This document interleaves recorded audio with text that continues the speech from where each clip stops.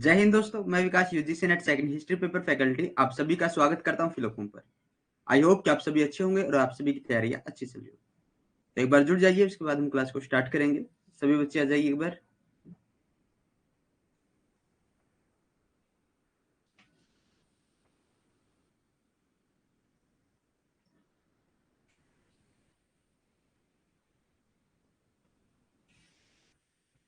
उससे पहले जिस भी बच्चे ने अभी तक हमारे टेलीग्राम ग्रुप को जो नहीं ज्वाइन किया, इसको ज्वाइन कर लो, व्हाट्सएप ग्रुप को ज्वाइन कर लो, ताकि यूजीसी नेट के रिगार्डिंग जो भी अपडेट आती है आपको मिलती रहे। हमारे इंस्टाग्राम पेज को फॉलो करो, यहाँ पर हमारी शॉर्ट्स वीडियो डलती है जो आपके लिए point two point knowledgeable fact रखती है। चंपा, गुड मॉर्निंग बहन, शुभ प्रभात आप सभी को। जुड़ जाइए।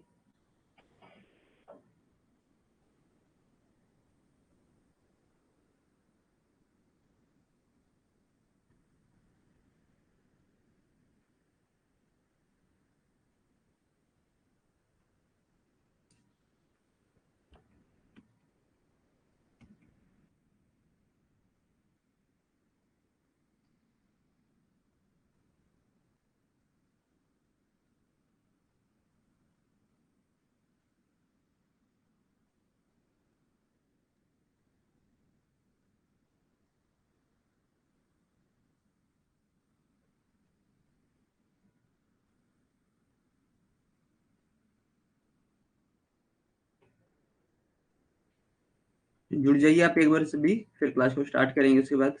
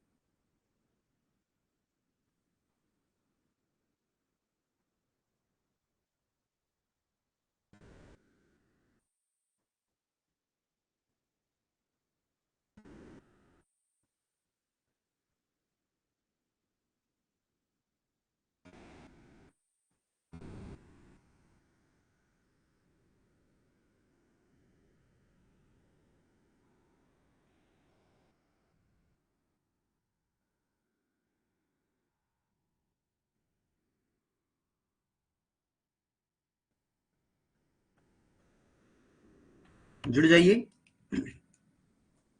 सविनय वैज्ञानिक आंदोलन तक हम आ चुके थे। एक बार कमेंट कर दीजिए सभी, जो भी बच्चे आ चुके हैं कमेंट कर दीजिए एक बार।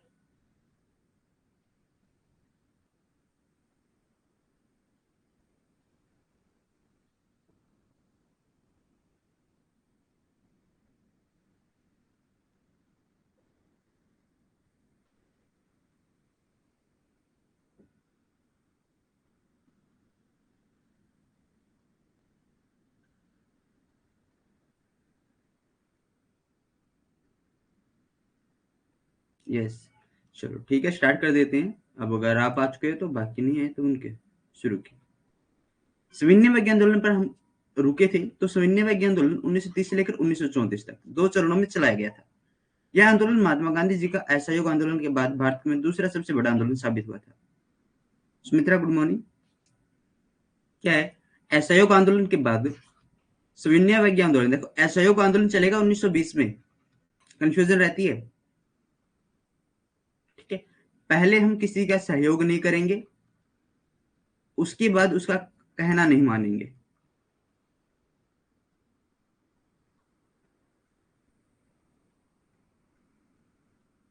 ठीक है, यानी असहयोग आंदोलन 1920 और कहना नहीं मानेंगे यानी सविनय अवज्ञा आंदोलन। अज्ञा क्या होती है? मानना। अवज्ञा, आज्ञा का उल्लंघन करना। सविनय निवेदन, बिल्कुल आराम से कह रहे हैं कि सविनय निवेदन यह है कि हम आपकी आज्ञा का पालन नहीं करेंगे। कहना नहीं मानना, ठीक है, या कानूनों को न मानना। यह आंदोलन 1930 से लेकर 1934 तक चला था, परंतु कुछ कारणों की वजह से इस आंदोलन के समय काल के बीच में एक समय ऐसा था जिसमें आंदोलन नहीं चला था। इसके तात्पर्य यह था कि 1930 से लेकर 1934 तक यह आंदोलन 2 चरणों में चलाया गया था। पहला चरण 1930 से लेकर 1931, दूसरा चरण 1932 से लेकर 1934 तक चला था। Civil disobedience movement 1930-34.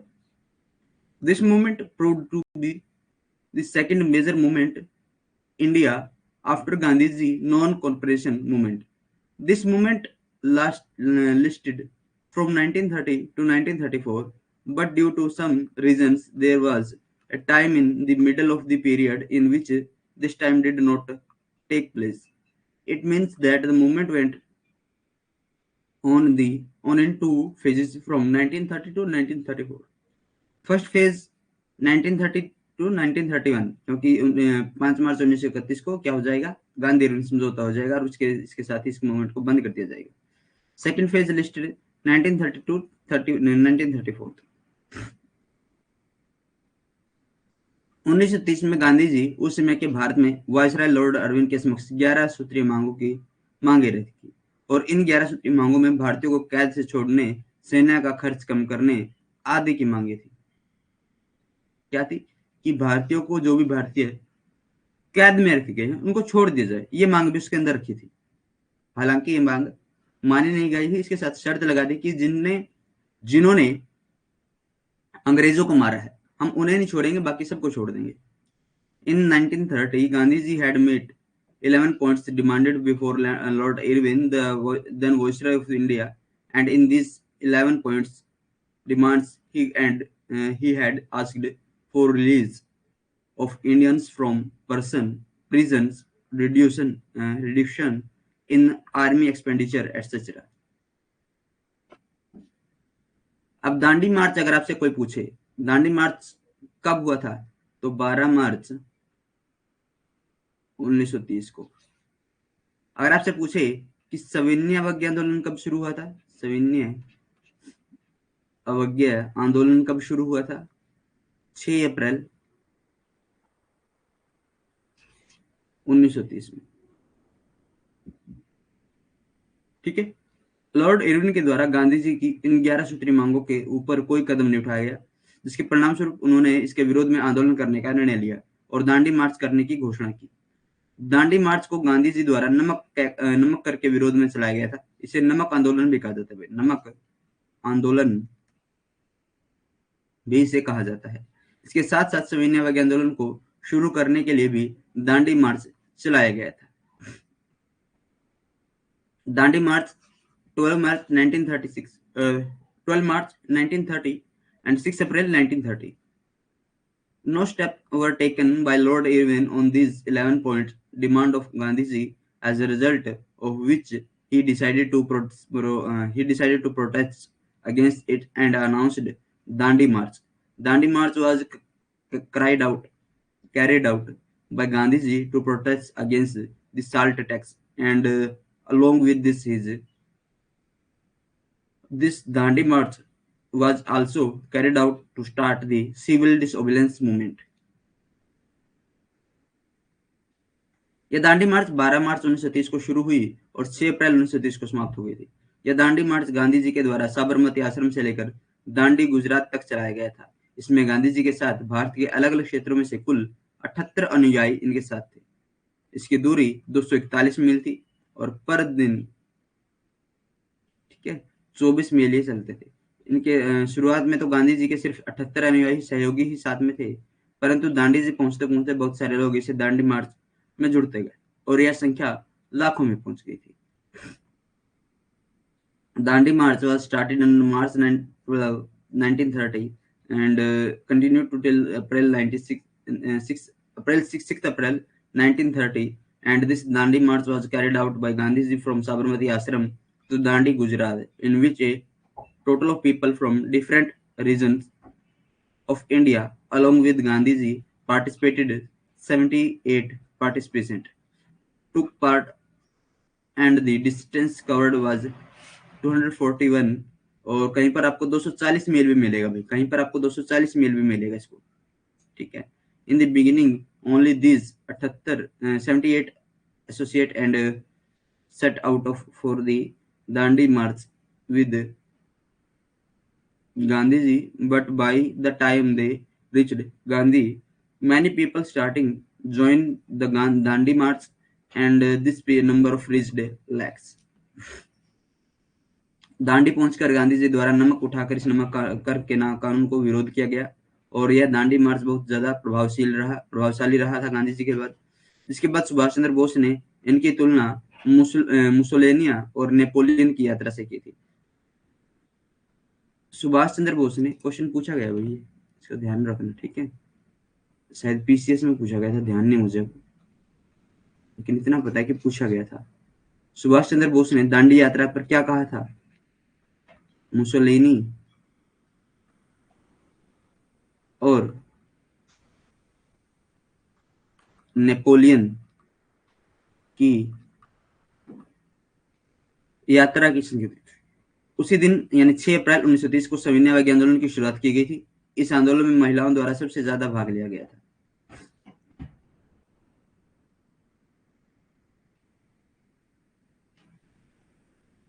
After reaching Dandi, Gandhiji protests against the salt tax law by picking up salt there, and this Dandi march was very influential. After which Subhash Chandra Bose, when given compared it with the march of Mussolini and Napoleon, on that is the April 6, 1930, the civil disobedience movement was started, and women participated the most in this movement. Gandhi Irwin समझौता। इस सविनय अवज्ञा आंदोलन से Lord Irwin को बहुत परेशानी हुई।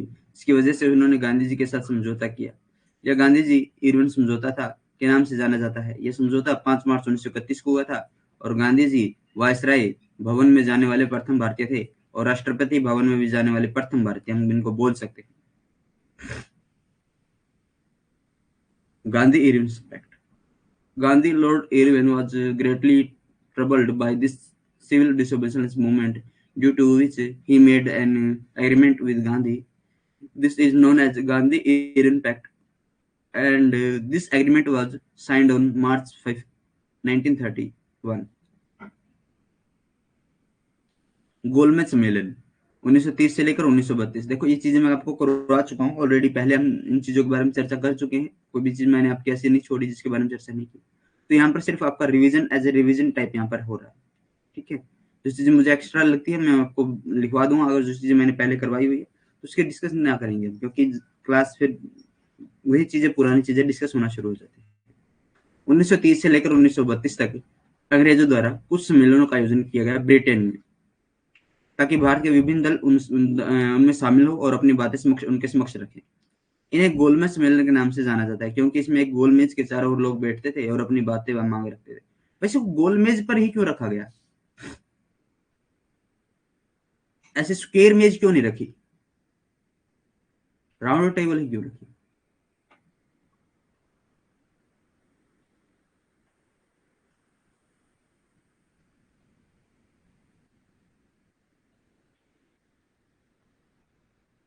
इसका कारण था, मान लीजिए अगर यहाँ पर अध्यक्ष इसका बैठता है, ब्रिटेन का कोई भी प्रधानमंत्री, यहाँ पर रैमजे मैकडोनल्ड था टाइम पे, रैमजे मैकडोनल्ड, तो अगर वो यहाँ पर बैठता है तो यहाँ पर जो व्यक्ति बैठेगा वो इसके सबसे ज्यादा नजदीक होगा, और यहाँ पर जो व्यक्ति बैठेगा वो इससे सबसे ज्यादा दूर होगा।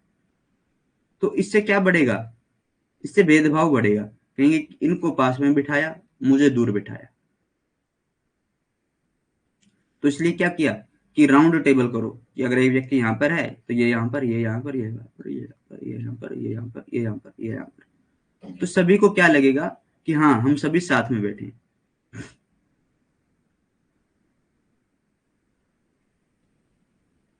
कभी डाइनिंग टेबल पर देखा है?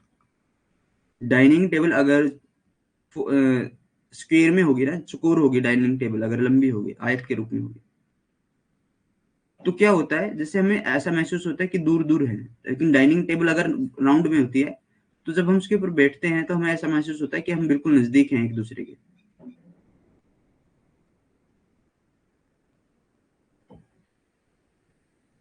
क्लियर है?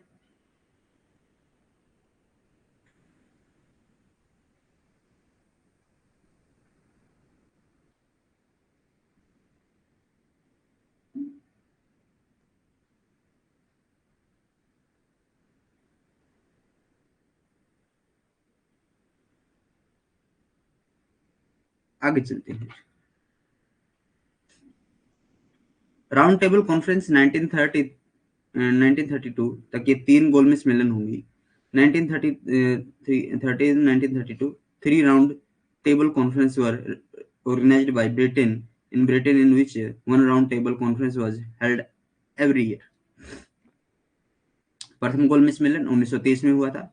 इस सम्मेलन में भारत के विभिन्न प्रतिनिधि भाग लेने पहुंचे, लेकिन इसमें गांधी जी और कांग्रेस के सविनय अवज्ञा आंदोलन में व्यस्त रहते, इसलिए उन्होंने इस प्रथम गोलमेज सम्मेलन में भाग नहीं लिया था। First round table conference 1930, various representatives of India come to participated in this conference, but this time Gandhiji and Congress were busy in civil disobedience movement, hence they did not participated in this round table conference। दूसरा दूसरा जो round table सम्मेलन हुआ था 1931 में, 1931 में Lord Irwin और गांधी जी के मध्य गांधी इरविन समझौता हो गया, इसलिए गांधी जी इसके तहत दूसरे गोलमेज सम्मेलन में गए थे और ब्रिटेन चले जाते हैं। ब्रिटेन में दूसरे गोलमेज सम्मेलन में गांधी जी की मांग अंग्रेजों द्वारा ज्यादा प्रतिक्रिया नहीं दी गई। इसके बाद गांधी जी ने भारत आकर वापस सविनय आंदोलन शुरू करने की और कहा। इस संदर्भ में हमने ऊपर, ठीक है, ये क्या कहेंगे, देखो, गांधी जी गए आंदोलन समाप्त करके 1930 वाला, ठीक है, समझने में पीक पॉइंट पे, पूरा पूरा पीक पॉइंट पे हो चुका, 1 साल हो चुके थे आंदोलन को, पूरा पीक पॉइंट पे था। मार्च 1931, क्योंकि वो चले थे ना 12 मार्च को, 12 मार्च 1930 को चले थे, तो 5 मार्च 1931 1 साल होने को था, पीक पॉइंट पे था पूरा ये। तो इसी एंड टाइम पर क्या कर दिया गांधी जी ने, आंदोलन समाप्त कर दिया।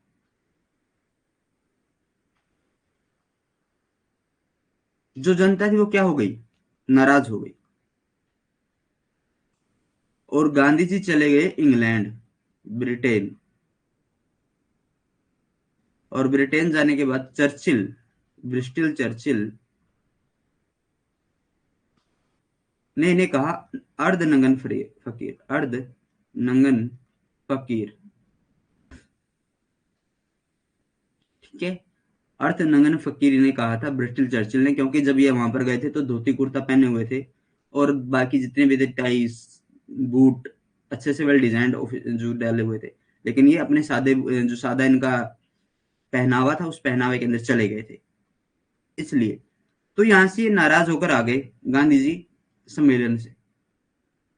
फिर ये बोले लोगों को कि आंदोलन दोबारा शुरू करते हैं। लोगों ने कहा गांधी जी आप तो जाते हो, रसगुल्ले खाकर आ जाते हो और हमें लाठियां खाने के लिए आगे कर देते हो, ठीक है, आंदोलन हम तो करते नहीं, आपको करना है तो कर लो। तो फिर गांधी जी ने 1932 में दोबारा सविनय अवज्ञा आंदोलन चलाया था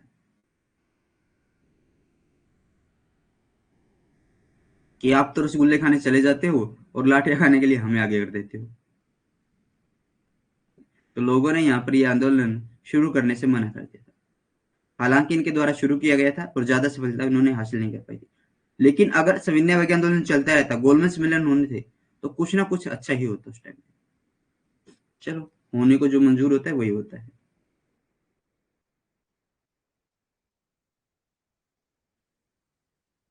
तीसरा गोलमेज सम्मेलन 1932।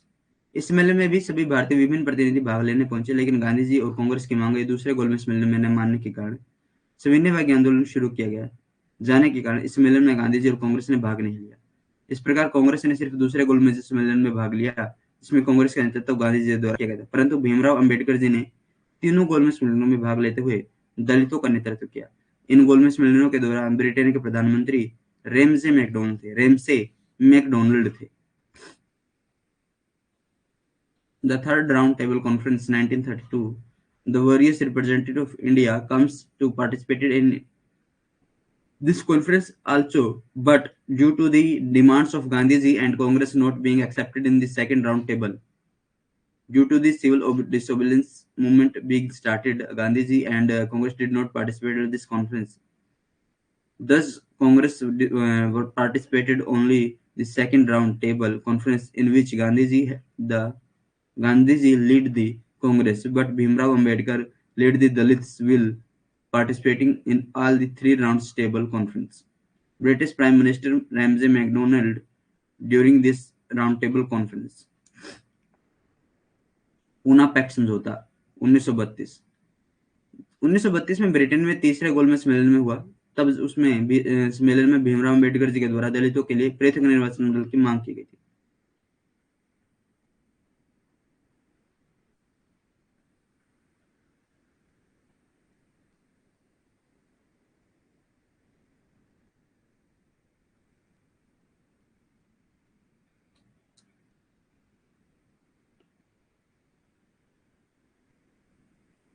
उनका मानना था कि देश में इस आंदोलन को चलाना।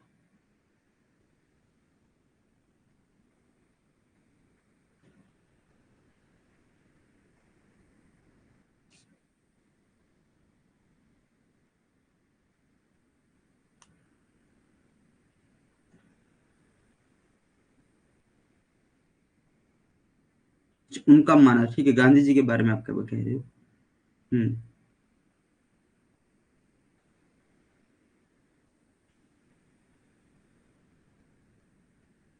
इस मांग को अंग्रेजों द्वारा स्वीकार कर लिया गया था। तब दलितों के लिए 71 पृथक निर्वाचन क्षेत्रों की घोषणा की गई थी। अंग्रेजों द्वारा यह फैसला भारतीय हिंदू समाज को तोड़ने और भारत के राष्ट्रीय स्वतंत्रता आंदोलन को कमजोर करने के लिए था। इस घोषणा को सांप्रदायिक पंचांड अथवा कम्युनल अवार्ड के नाम से जाना जाता है, क्योंकि 1919 के अंदर मुस्लिम को क्या कर दिया था, पृथक निर्वाचन दे दिया गया था, और 1932 के अंदर अब क्या कर दिया, दलितों को भी हिंदुओं से अलग कर दिया गया था। Pune Pact Agreement 1932. When the third round table conference was held in Britain 1932, in that conference the demand for a separate electorate for Dalits was put forward by Bhimrao Ambedkar, and this demand was accepted by the British. Then 71 separate constitutions were announced for Dalits. This decision was taken by the British to break the Indian Hindu society and weaken the national independence movement to India. This announcement was called Communal Award. That is, Communal Award is addressed by the name. Gandhi ji ने इस फैसले का विरोध किया और इसके विरोध में अनशन करने का निर्णय लिया। गांधी जी के इस अनशन के कारण बहुत सोच विचार के बाद भीमराव अम्बेडकर और गांधी जी के बीच एक बैठक हुई, जिसे पूना पैक्ट के नाम से जाना जाता है। ये पूना पैक्ट गांधी जी और भीमराव अम्बेडकर के बीच 24 नवंबर 1932 को हुआ था। किसके सहयोग से हुआ था? सहयोग किया गया था Madan Mohan Malviya.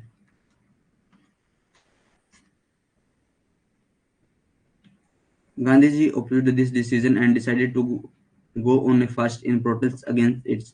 Due to this fast of Gandhiji, and after much deliberation, a meeting took place between Bhimrao Ambedkar and Gandhiji, which is known as Pune Pact.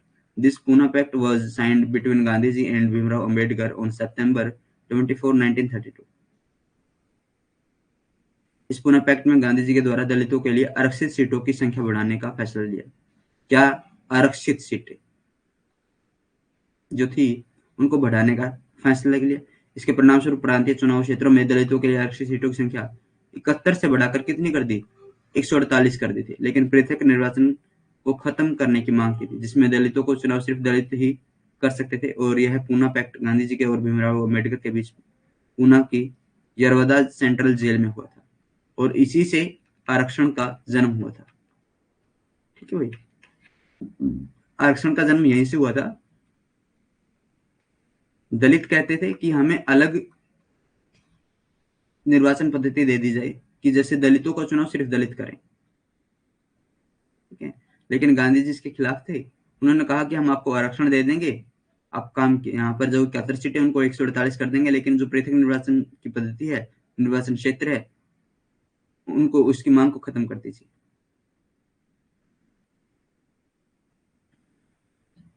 ठीक है। और आरक्षण, नौकरियों में आरक्षण आरक्षण की मांग की गई थी, और ये कहा था कि स्वतंत्रता के बाद।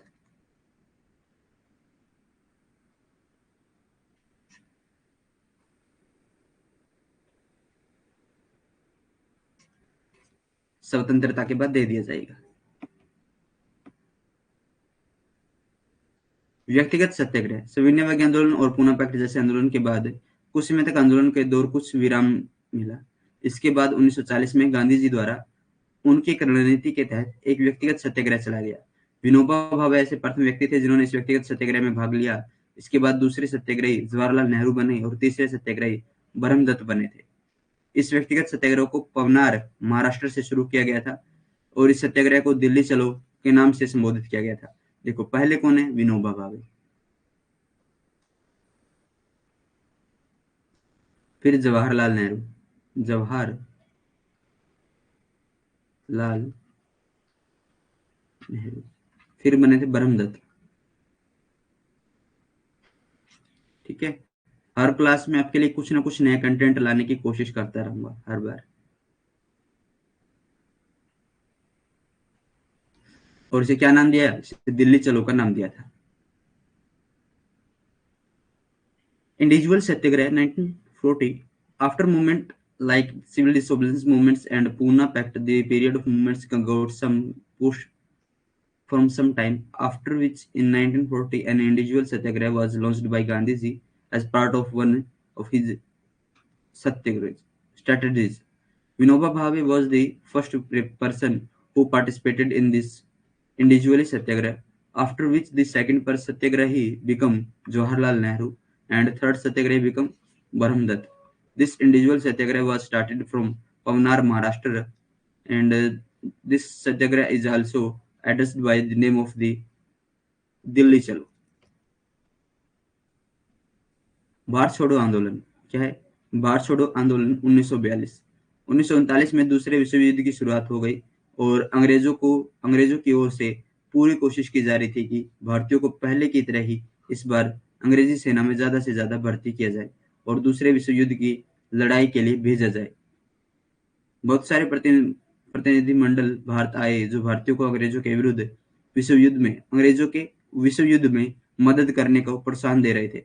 परंतु जैसे धोखा अंग्रेजों ने प्रथम युद्ध में दिया था ना, भारतीयों को लगा कि अब की बार भी ऐसा ही होगा, तो भारतीयों ने इस युद्ध में शामिल होने से क्या कर दिया? मना कर दिया।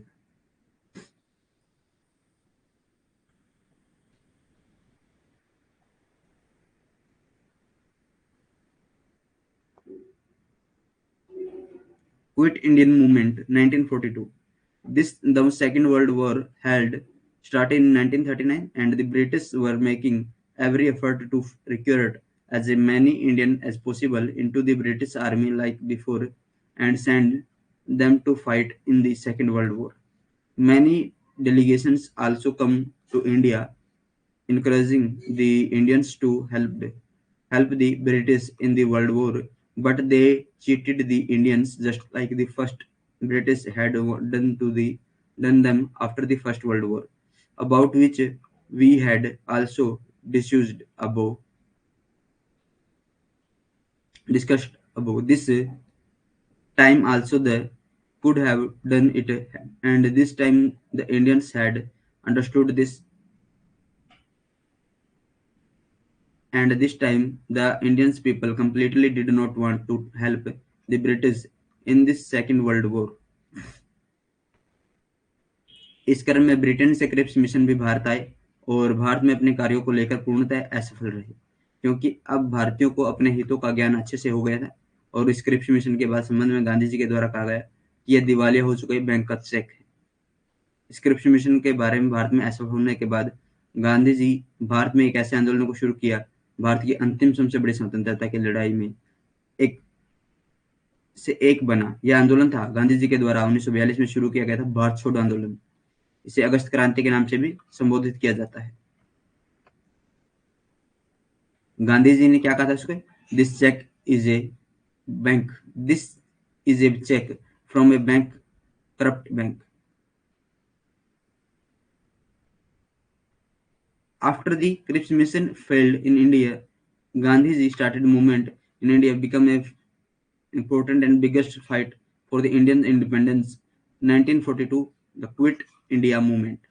This movement is also addressed August Revolution. Gandhi द्वारा इस आंदोलन को 8 अगस्त 1942 को कांग्रेस के बम्बई अधिवेशन में की गई थी। इसके बाद अंग्रेजों द्वारा ऑपरेशन जीरो ओवर चलाया गया। इसके तहत गांधी जी सहित लगभग सारे बड़े नेताओं को गिरफ्तार कर लिया गया। जीरो ऑपरेशन चलाया गया कब, गांधी मूवमेंट के टाइम पर, सॉरी क्विट इंडिया मूवमेंट के टाइम पर। और क्विट इंडिया मूवमेंट के टाइम पर जब जीरो ऑपरेशन चलाया गया था तो काफी सारे नेताओं को गिरफ्तार कर लिया गया, नजरबंद उनको कर लिया। नजरबंद करना, गिरफ्तार कर लेना। गांधी जी को अंग्रेजों द्वारा गिरफ्तार करके आगा खां पैलेस में कैद कर दिया गया और अंग्रेजों की ओर से पूरी कोशिश की कि इस आंदोलन को दबाने की हो रही थी, परंतु इस आंदोलन के दूसरी पंक्ति के नेताओं ने अलग अलग क्षेत्रों में यह आंदोलन जारी रखा। इसके साथ लोगों ने इस आंदोलन में खूब सहयोग दिया। यह आंदोलन भारत के अंतिम सबसे बड़ी स्वतंत्रता संग्राम की लड़ाई थी। उषा मेहता ने रेडियो का काम किया था, रेडियो का काम किया था।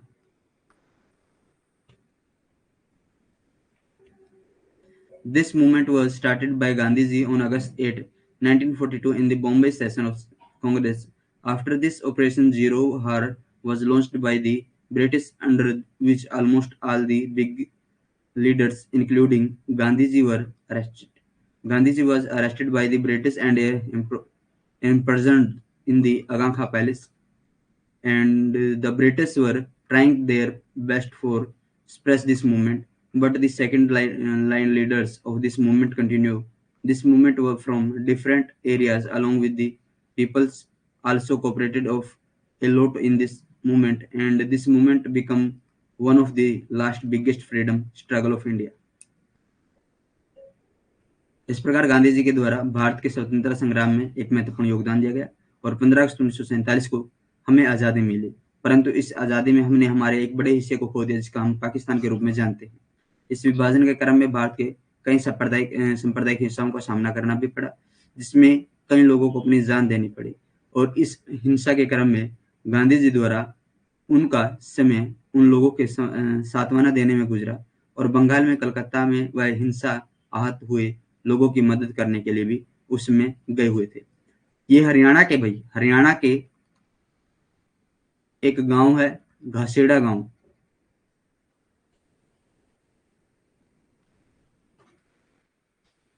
और घासेड़ा गांव को गांधी गांव कहा जाता है, गांधी ग्राम कहा जाता है। ये यहाँ पर 1947 में आए थे विभाजन के समय। और मेवात के जितने भी मुसलमान हैं, मेवात के जितने भी मेरे मुस्लिम भाई हैं, जब वो यहाँ से जा रहे थे तो इनके अनुरोध पर ये रुके थे। गांधी जी ने अनुरोध किया था कि आप यहीं पे रुके, ये आपका ही देश है, आपको कहीं जाने की जरूरत नहीं है। तो मेवात के बहुत सारे मुसलमान यहीं पर रुके थे। हरियाणा का मिनी पाकिस्तान कहा जाता है इसको, हरियाणा का मिनी पाकिस्तान कहा जाता है। मिनी पाकिस्तान का अर्थ वो नहीं है कि एक दंगई रहेगा, नहीं नहीं। यहाँ पर मुसलमानों की अधिकता अधिक होने के कारण मिनी पाकिस्तान कहा जाता है। मुसलमानों की अधिकता होने के कारण हरियाणा में, अगर मुसलमानों की अधिकता सबसे अधिक अगर हरियाणा में है तो वो मेवात में है, और सबसे कम अगर कहीं पर है तो वो कहाँ पर है, सॉरी सब उसके बाद कहाँ पर है, पानीपत में। पानीपत में उससे कम है, मेवात में सबसे ज्यादा, उससे कम पानीपत में। हरियाणा में सिख सबसे ज्यादा सिरसा में पाए जाते हैं। ठीक है, कहाँ पाए जाते हैं, सिरसा में पाए जाते हैं। तो कमेंट कीजिए, आपको चीजें समझ में आ रही है या वैसे ही चल रहे हैं।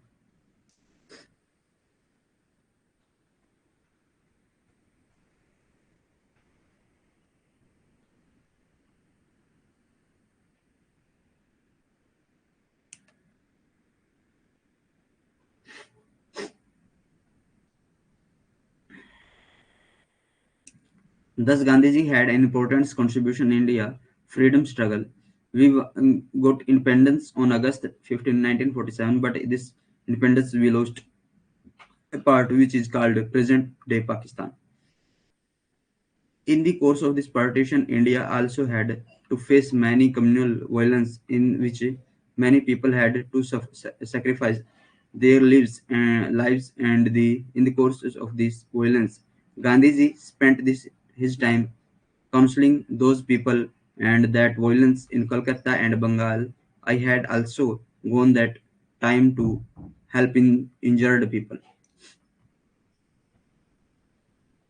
अंत में 30 जनवरी समय आ चुका है। 30 जनवरी 1948 को नाथूराम गोडसे द्वारा गांधी जी को गोली मारकर हत्या कर दी जाती है, क्योंकि नाथूराम गोडसे के कुछ विचार गांधी जी के साथ नहीं मिलते थे। 30 जनवरी 1948 शाम 5:15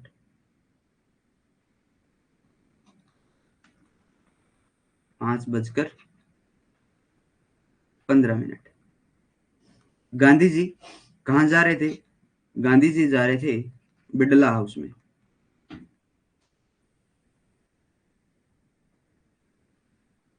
बिड़ला हाउस में जा रहे थे प्रार्थना के लिए।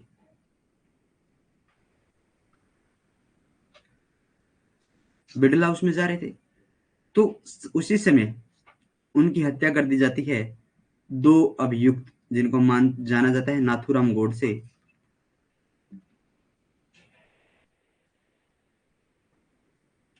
और एक व्यक्ति और थे इनके साथ, नाना आप्टे। नाना आप्टे, ठीक है। इन दो व्यक्तियों ने गांधी जी की हत्या कर दी थी और इन दोनों व्यक्तियों को कहां पर लाया गया था? अंबाला लाया गया था, हरियाणा में। अंबाला इनको लेकर आया गया था। अंबाला के अंदर 15 नवंबर 1949 को फांसी दी गई थी।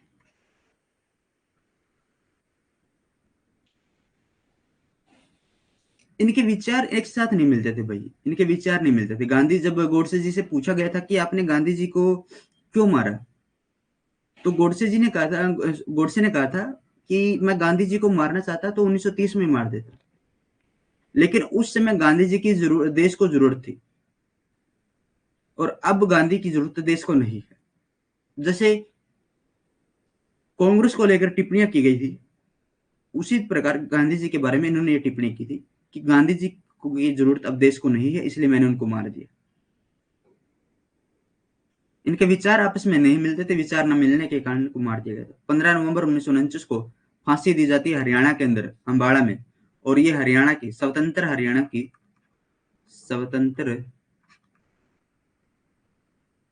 हरियाणा की पहली फांसी थी।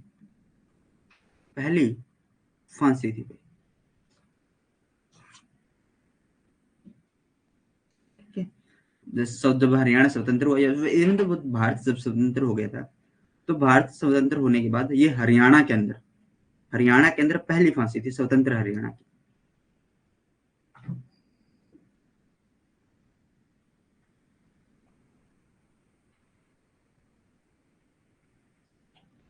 ठीक है, समझ में आ रही सारी चीजें? आगे तो शायद कुछ नहीं बचता होगा। हाँ, कंप्लीट हो गया। तो आपका सिलेबस हो गया कंप्लीट भाई, और अब आप रिवीजन कीजिए अच्छे से सारी चीजों को, बेहतरीन तरीके से रिवीजन करें। एक बार मैं गांधी जी को आपको रिवाइज कर देता हूँ, ठीक है। गांधी जी को रिवाइज कर देता हूँ आपको।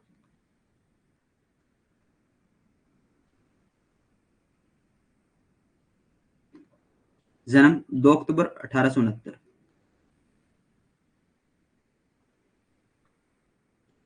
इससे अगर मैं 200 साल पीछे चले जाऊं तो किसका जन्मदिन आएगा 1669 में?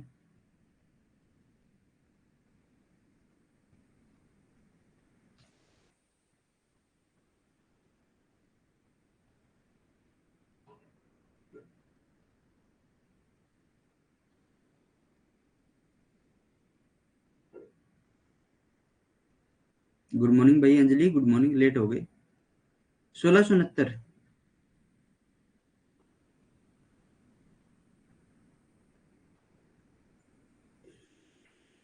और 1569। चलो, हाँ, गुरु नानक देव जी का, बिल्कुल। और 1569 सलीम का जन्मदिन आ जाएगा। ठीक है। जन्म हुआ 2 अक्टूबर 1869 को। मृत्यु 30 जनवरी 1948। ठीक है। ये तो हो गया इसका। माता पिता, अगर इसकी माता पिता की बात करूं तो मोहनदास करमचंद गांधी, और इनकी पिता का नाम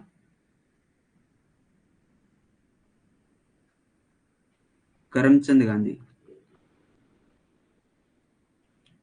ठीक है। करमचंद गांधी। अरे पिता है, ये माता की जगह लिख दिया क्या? पिता। माता पुतलीबाई।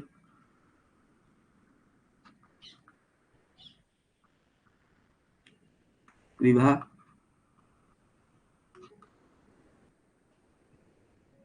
19 13 साल की उम्र में हो गया था ना, तो 1869 में 13 जोड़ दो, आगे इनकी विवाह की आयु आ जाएगी, वर्ष 13।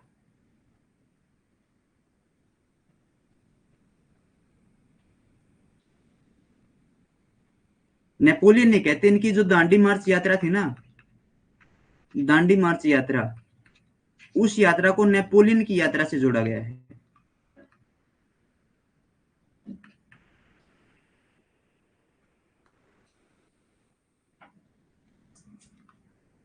मुसोलिनी मुसोलिनी और नेपोलियन की यात्राओं से इसको जोड़ा गया है। भारत का नेपोलियन समुद्रगुप्त को कहा जाता है, लेकिन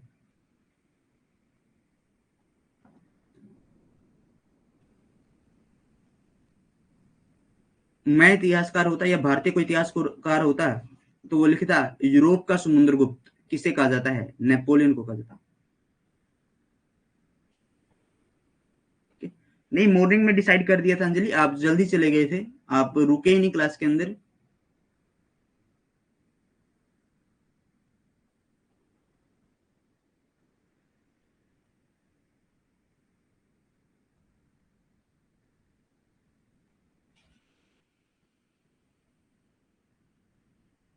ठीक है।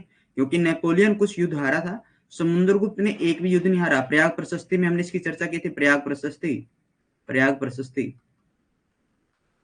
संस्कृत भाषा के अंदर लिखी गई है हरिशरण के द्वारा।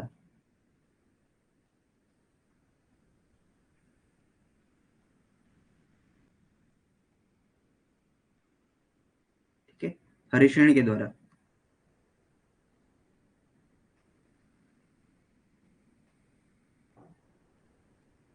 ठीक है। 4 पुत्र थे, हीरालाल, हीरालाल, रामदास, मणिलाल और देवदास। कस्तूरबा से शादी हुई थी।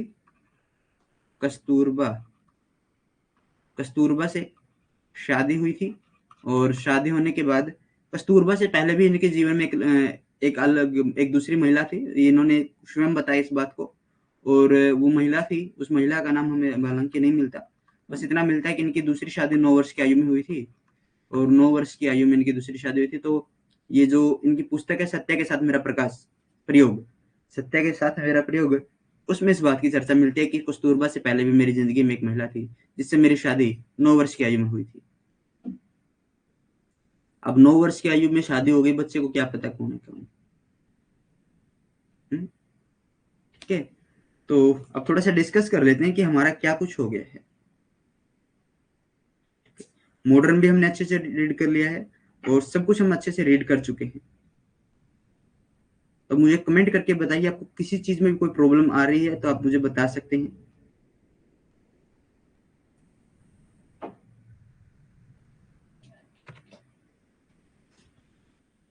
ठीक है। एंशियंट के अंदर हमने लगभग सब कुछ कंप्लीट किया था, है ना। पाषाण काल, पाषाण उपकरण, फिर नवपाषाण क्रांति, और उसके बाद फिर महापाषाण, लोह युग, एवं हर चीज हमने रीड की थी। उसके बाद हमने इंडस वैली सिविलाइजेशन किया, फिर वैदिक पीरियड किया,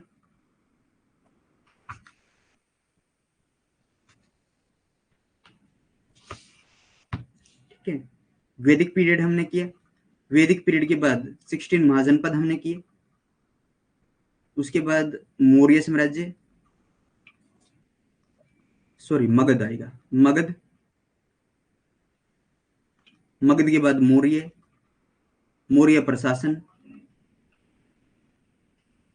कला, संस्कृति, इनके हम सर आज टॉपिक बता दीजिए क्या करना है। आज टॉपिक हम ऐसा करेंगे एमसीक्यू में, देखो आज इवनिंग की क्लास होगी,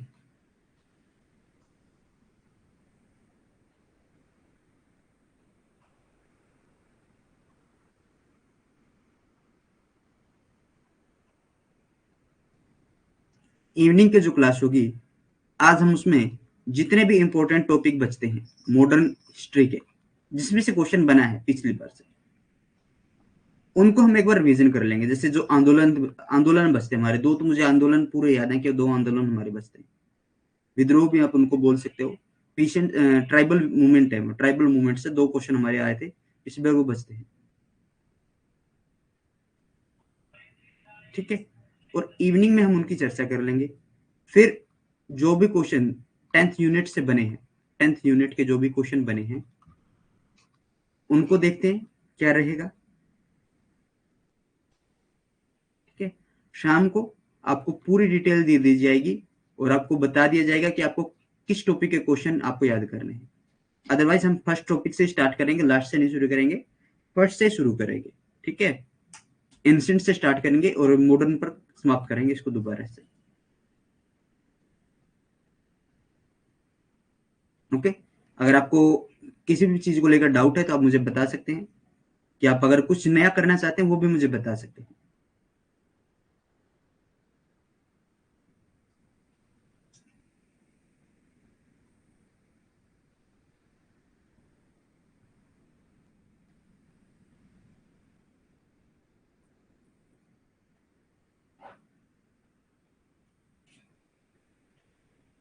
हाँ, कल से एमसीक्यू होंगे, ठीक है, कल से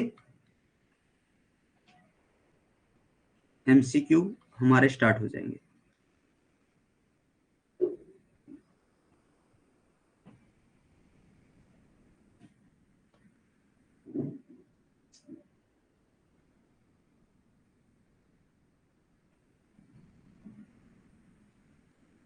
वन मंथ के लिए गाइड देख लो भाई, अगर आप गाइड के बारे में सुनो।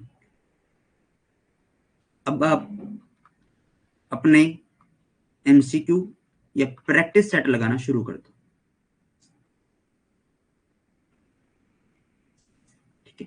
टॉपिक यही है कि फर्स्ट टॉपिक से स्टार्ट करेंगे ना, एंशिएंट, एंशिएंट का जो हमारा पहला टॉपिक है पाषाण काल, जिसमें पाषाण उपकरण भी आ जाएंगे और पाषाण काल से जुड़े हुए स्थल भी आ जाएंगे, उन चीजों को हम डिसाइड कर लेंगे, ठीक है। एमसीक्यू के अंदर प्रैक्टिस करो पेपर सेकंड में, पेपर फर्स्ट में मॉक लगाओ, ठीक है। और देखो कि आपको मैथ का कौन सा टॉपिक नहीं आ रहा, रीजनिंग में आपको क्या नहीं आता, डीआई में आपको कहां पर कंफ्यूजन है, सोशोलॉजी में आपको जो साइकोलॉजी है उनके अंदर आपको कहां पर प्रॉब्लम आ रही है, ठीक है। आईसीटी में आपको क्या प्रॉब्लम आ रही है, जो 10 यूनिट उसमें है उन 10 यूनिट का अच्छे से रिवीजन करो, मॉक टेस्ट लगाओ। और ऐसे ही पेपर सेकंड का कर रहे हैं मॉक टेस्ट, जितना हो सकता है उतने मॉक टेस्ट करो, revision mock test, revision mock test, revision mock test, बस। ज्यादा दिमाग के ऊपर बर्डन मत रखो। लगभग 2 आवर्स अपने पेपर फर्स्ट को दो और 3 आवर्स पेपर सेकंड को,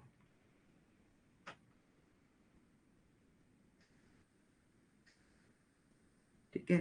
पेपर फर्स्ट और पेपर सेकंड को जैसे 2 आवर्स पेपर फर्स्ट का हो गया, इसमें आपका सब कुछ हो जाएगा, इसमें मैथ भी हो जाएगा आपका 2 आवर्स के अंदर, मैथ हो गया, रीजनिंग एक साथ हो जाएगी, डीआई आपको समझना है सिर्फ, ठीक है। और उसके बाद 1 घंटा जो बचेगा उसमें आप थ्योरी को पढ़ो, तो अच्छे से गाइड कर,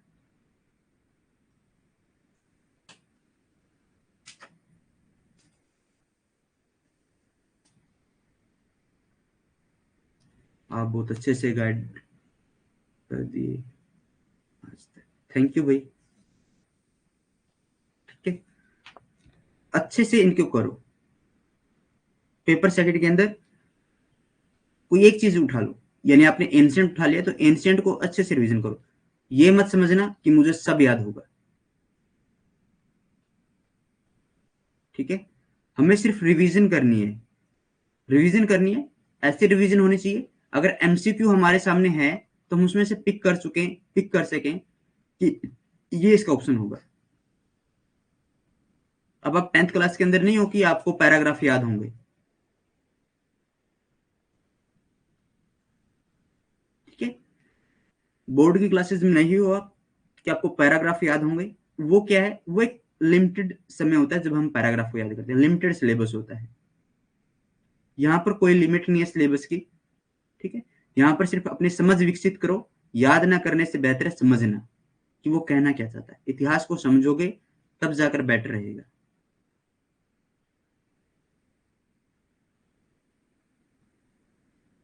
ठीक है, कहीं मायूस होकर बैठ जाओ कि मुझे तो पैराग्राफ याद नहीं हो रहा, क्या होगा क्या नहीं होगा। कुछ नहीं होगा सर। ऐसे डिमोटिवेट हो गए तो कुछ नहीं कर पाओगे। अगर मोटिवेट रहोगे तो सब कुछ हो जाएगा। अपने अंदर पॉजिटिविटी रखो, पॉजिटिविटी ही आपको आगे बढ़ाएगी। चौंगसू की कहानी सुनिए ना, सुनिए क्या चौंगसू की कहानी।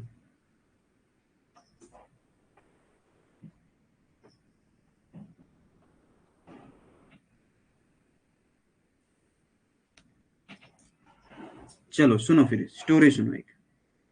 चीन के अंदर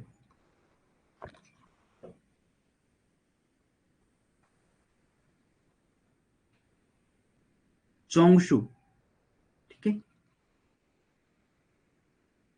चौंगशु नाम का एक संत था। छोटे से राज्य में रहता था, छोटे से राज्य में, छोटे से राज्य में रहता था। तो एक बड़ा राज्य जो था ना, वो इसके ऊपर आक्रमण कर देता है, इसके छोटे राज्य पर। छोटे राज्य पर क्या कर देता है, आक्रमण कर देता है। और यहाँ का जो राजा था प्लस उसका वजीर, उसके वजीर ने कहा, महाराज एक संत है पूरे जबरदस्त, उनसे मिलाकर लेके आऊंगा, उन्होंने जो कह दिया ना वही होगा। ठीक है, तो ये गए वजीर और राजा किसके पास गए, चोंगसू के पास। चोंगसू के पास गए।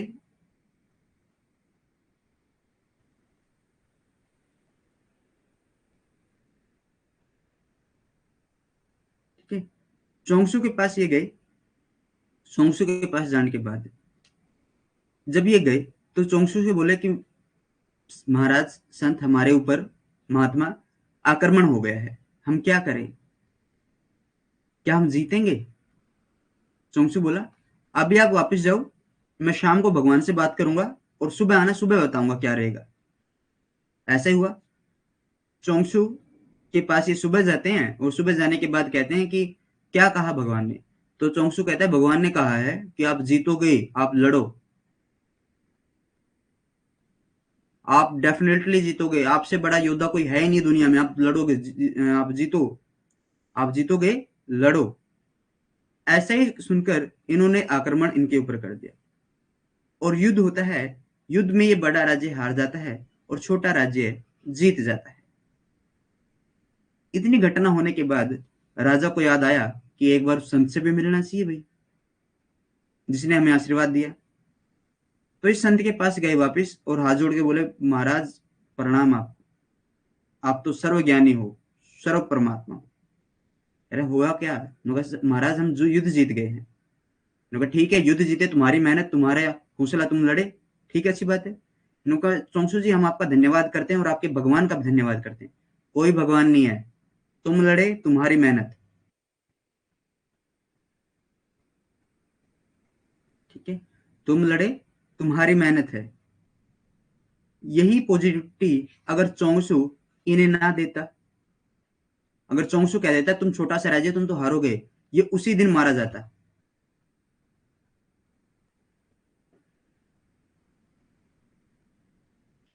ठीक है, क्या हो जाता, ये उसी दिन मारा जाता।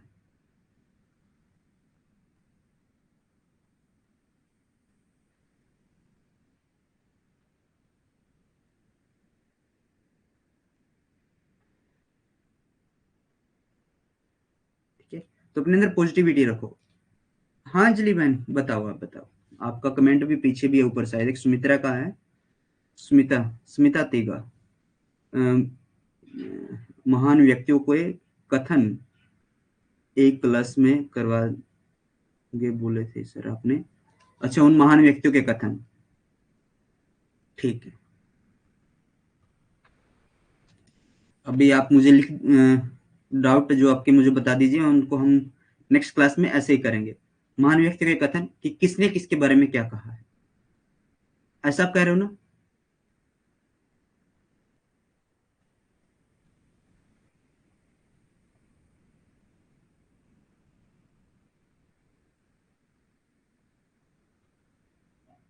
जी।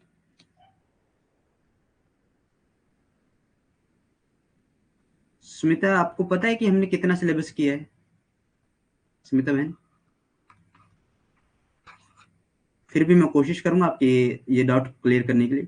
जितने भी महान व्यक्ति हैं मैं उन सबको एक ही स्लाइड पर लेकर आने की कोशिश करूंगा, ठीक है। और अंजलि का है डेट्स याद कराने के लिए, डेट्स, ठीक है। हम डेट्स याद कर लेंगे। और कथन हो गए, डेट्स हो गए, और कुछ किसी का कुछ डाउट किसी चीज को लेकर?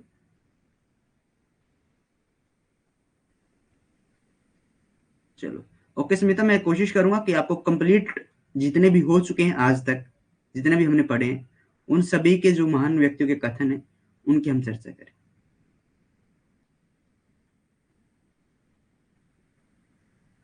ठीक है। इंपोर्टेंस, डेट और कथन, बस यही दो टॉपिक, दो चीजें हैं ना आपके लिए? और कुछ तो नहीं है ना? कमेंट कर दो बस अब आप।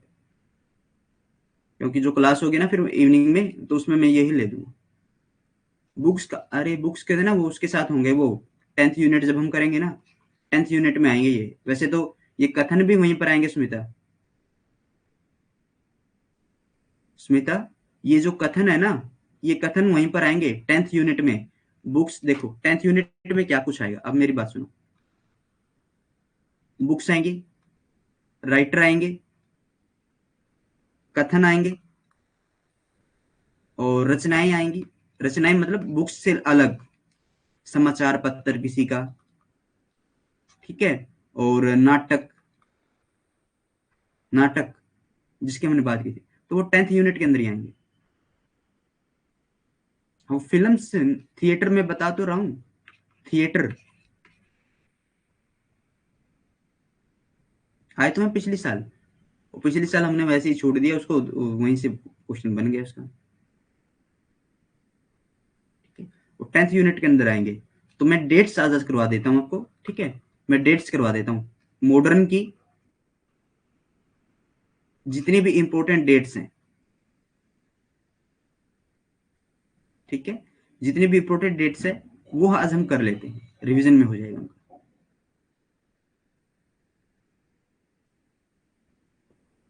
ठीक है।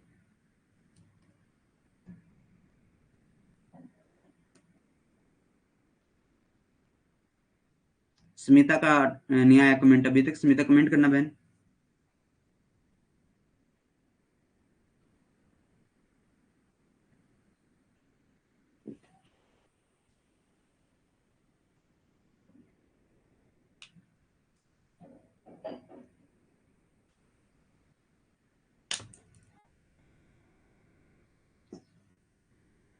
ठीक है, ये 10th यूनिट के अंदर है बहन। राइटर हो गए, समाचार पत्र हो गए। सर जून 2023 का क्वेश्चन पेपर मिल जाएगा क्या? हाँ मिल जाएगा। आप एनडीए की आप साइट पर जाना, और एनटीए की साइट पर जाकर सर्च करना हिस्ट्री, और हिस्ट्री के अंदर आपको मिलेगा पेपर 6, पेपर कोड जो हमारा है वो 06 है। तो उसके अंदर आपको 2023 का जो एग्जाम हुआ था जून में, वो वहां पर अपलोडेड मिल जाएगा, ठीक है। तो फिर क्लास को समाप्त करते हैं, काफी समय हो चुका है, और आपका सिलेबस कंप्लीट हो चुका है। तो मुझे फीडबैक जरूर देना, मैसेज कर देना, जो भी आपके पास सोर्स है, जैसे जिस भी जिसका भी आपके पास नंबर है उसके उस पर मैसेज कर देना, या फिर जिस भी कोर्स में आप इनरोल हो तो उसमें जितेंद्र सर करके एक मैसेज होगा, वहां पर कर देना, या फिर कोर्स के अंदर मुझे मैसेज करके दे देना कि आपका जो जर्नी थी, जो आप मेरे साथ शुरू की थी,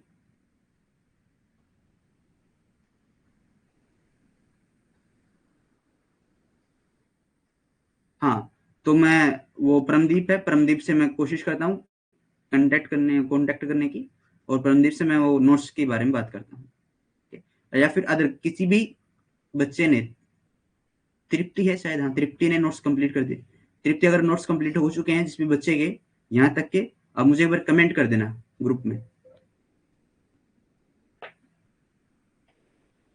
ठीक है। तो ग्रुप में कमेंट कर देना, वहां पर मैं आपको से बात कर लूंगा और वहां से आपको नोट्स कहाँ पर शेयर करने वो बता दूंगा,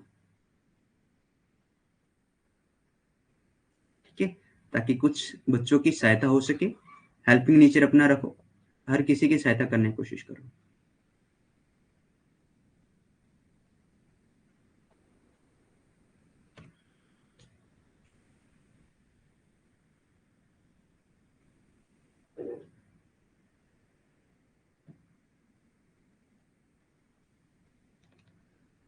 वो परमजीत को पता है भाई,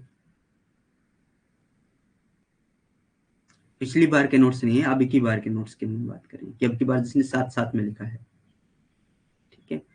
देखो मॉडर्न तो शायद नहीं लिखा होगा, मॉडर्न तो आपने फोटोकॉपी करवाया है उसको, मॉडर्न को तो ठीक है, और बाकी चीजों को जिसने लिखा है वो कर लेना। इवनिंग में हम डेट्स करेंगे, आज कंप्लीट जितनी भी डेट्स है उनको करेंगे, और उसके बाद आपको कल के लिए 28 तारीख हो जाएगी ना, 28 अक्टूबर, कल आपका रेस्ट रहेगा। आप पूरा दिन अपने नोट्स को प्रिपेयर कीजिए अच्छे से, पूरे नोट्स को रिवीजन कर कीजिए पूरे नोट्स का, और जो भी फोटो कॉपी वगैरह जो भी आपका काम है, वर्कलोड है। अंजलि आपने मॉडर्न के रिटर्न किया ना, तो आप मुझे एक बार कमेंट करना, उसमें मैसेज करना आप चैट में, ठीक है, चैट में मैसेज करना, उसके बाद मैं आपको बात करता हूँ आपसे। तो अक्टूबर के जितने भी 28 अक्टूबर को जितना भी आपका काम है, वर्क है, फोटो कॉपी कराने का, रिटर्न करने का, वो कंप्लीट कर लेना, ठीक है। और 29 अक्टूबर को मैं आपकी क्लास लूंगा, एक दिन का बीच में आपको टाइम फ्री माइंड होना है, ठीक है, इसमें ज्यादा वर्कलोड भी नहीं लेना है, फ्री माइंड होना है इसमें। घूमने जाना, किसी को घूमने जाना, जिसको सोना है सोना। अच्छा सर मेरा एग्जाम है कल, अच्छा ठीक है, तो चंपा आप एग्जाम देना फ्री माइंड होकर,